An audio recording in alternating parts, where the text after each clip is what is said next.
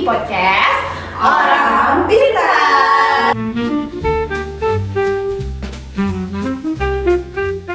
Balik lagi nih sama aku Alita.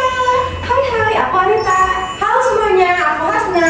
Dan halo, aku Safa. Kita siap buat nemenin kalian beberapa menit ke depan.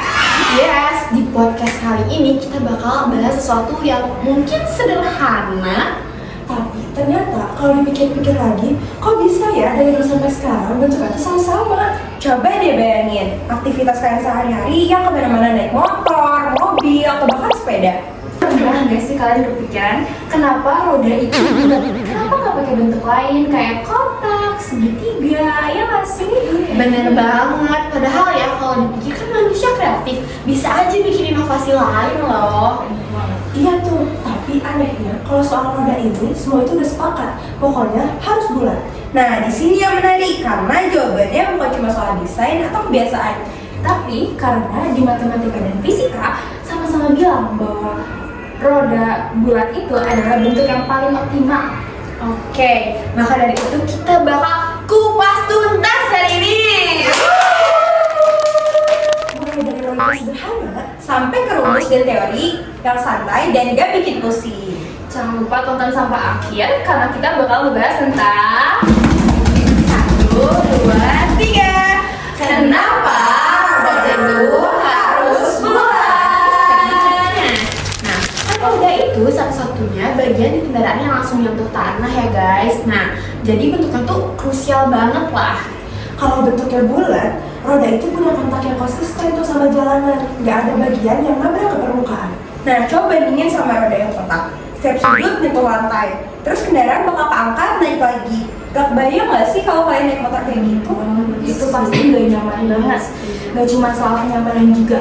Kalau misalnya roda itu pakai bentuk lain, pasti kan jadi naik turun gitu dan makan banyak energi. Makanya roda bulat itu merupakan bentuk yang paling efektif. Bener banget, secara matematika juga bentuk bulat itu berhubungan sama bola dan juga lingkaran. Jadi bola itu didefinisikan sebagai kumpulan titik yang jaraknya itu selalu sama ke satu titik pusat. Jadi kemanapun arahnya, jaraknya selalu tetap. Nah, ini namanya simetri sempurna. Dari arah manapun, arahnya bakal tetap sama. Ya, simetri inilah yang bikin bola jadi bentuk paling stabil dan adil. Gak ada sisi yang lebih istimewa atau yang beda sendiri. Bener banget, langsung aja kita ke segmen yang paling seru dan juga paling dinantiin, Apa tuh? yaitu pembahasan rumus bola. Jadi guys, rumus luas permukaan itu kan 4 VR kuadrat. Tapi itu tuh bukan muncul secara tiba-tiba tahu. Coba bayangin deh, kita punya bola, lalu kita buka permukaannya dan tempelin ke kertas. Ternyata ya, satu bola itu luasnya sama dengan 4 buah lingkaran, jari-jari lingkaran, yang jari-jarinya itu sama dengan jari-jarinya bola. Bener banget, karena luas satu lingkaran tuh VR kuadrat. Kalau ada 4 lingkaran jadi 4 VR kuadrat. Dan ini tuh masuk akal banget tuh, karena permukaan bola melengkung ke merata segala arah. Dan untuk satu sisi aja. Nah, lanjut sekarang volume bola. Rumusnya 4/3 VR kubik. Begini deh, cara ngebayanginnya tuh kayak kita ngebandingin bola sama tabung yang jari-jarinya dan tingginya ini sama. Kalau setengah bola diisi pasir, lalu pasirnya dituang ke tabung, Ternyata itu tuh butuh 3 kali setengah bola buat memenuhi satu tabung penuh. Yang artinya volume bola itu 2/3 volume tabung. Dari sini muncul faktor 4/3 dan ini nyambung sama teori isoperimetri, yaitu bola itu bentuknya paling efisien dan dapat menampung volume. Nah, setelah kita bahas rumus ya tadi, sekarang kita langsung ke pertanyaan besarnya aja. Kenapa sih bola yang dipilih sama matematika? Jawabannya itu ada teori yang namanya tuh agak serem tahu. Kenapa serem ya? Nama teorinya teori isoperimetri. Tapi isinya tuh sebenarnya simpel banget. Intinya gini, dari semua bentuk yang punya luas permukaan sama, bola itu yang volumenya paling besar. Atau kebalikannya, kalau volumenya sama, bola punya luas permukaan yang lebih kecil. Bayangin nih ya, kamu punya selembar plastik dengan luas yang sama, terus kamu bentuk beda-beda, jadi kayak kotak, tabung, atau bentuk aneh lainnya deh. Kalau tujuannya buat nampung udara paling banyak, bentuk yang paling irit plastik itu cuma satu, ya bola.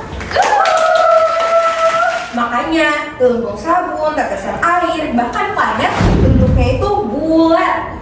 Dan itu juga karena alam itu suka banget hal yang paling hemat energi.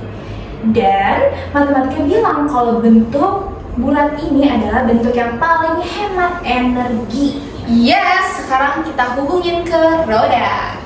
Roda bulat itu bikin distribusi tekanan yang merata, nggak ada bagian yang kerja lebih berat. Kalau bentuknya ada sudut atau sisi datar, luas permukaannya nambah, tapi fungsinya nggak nambah. Dan itu artinya lebih banyak energi yang kebuang. Jadi secara isoperimetri, roda bulat itu adalah bentuk yang paling efisien. Oke, sekarang langsung aja kita tarik ke fisika roda. Dalam fisika, roda itu bergerak dengan cara menggelinding. Jadi itu tuh ada gabungan gerak maju dan gerak mundur. Ada rumus sederhananya, yaitu kecepatan kendaraan sama dengan kecepatan sudut roda dikali jari-jarinya. Karena jari-jari roda itu lingkaran yang dimana selalu sama, pusat roda juga nggak naik turun. Yang artinya, energi itu dipakai penuh buat maju, bukan buat ngangkat beban.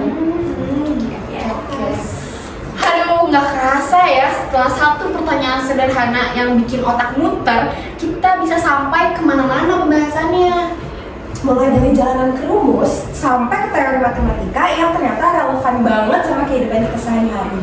Sekarang kita jadi tahu kan kalau roda itu bulat bukan karena kebiasaan atau desain semata. Benar, tapi karena secara matematika bentuk bulat adalah bentuk paling efisien. Lewat teori isoperimetri, kita tuh tahu kalau bola itu bisa menampung volume paling besar dengan luas permukaan yang paling kecil. Dan lewat fisika, kita paham kalau bentuk lingkaran bikin gerak lebih stabil, halus, dan hemat energi. Jadi bisa dibilang matematika itu nggak cuma soal angka-angka di papan tulis. Benar, tapi soal cara alam dan juga teknologi, mereka tuh milih solusi yang paling terbaik. Dan roda bulat itu salah satu contoh yang paling nyata. Makasih ya udah luangin waktu buat dengerin kita. Sampai ketemu di video berikutnya.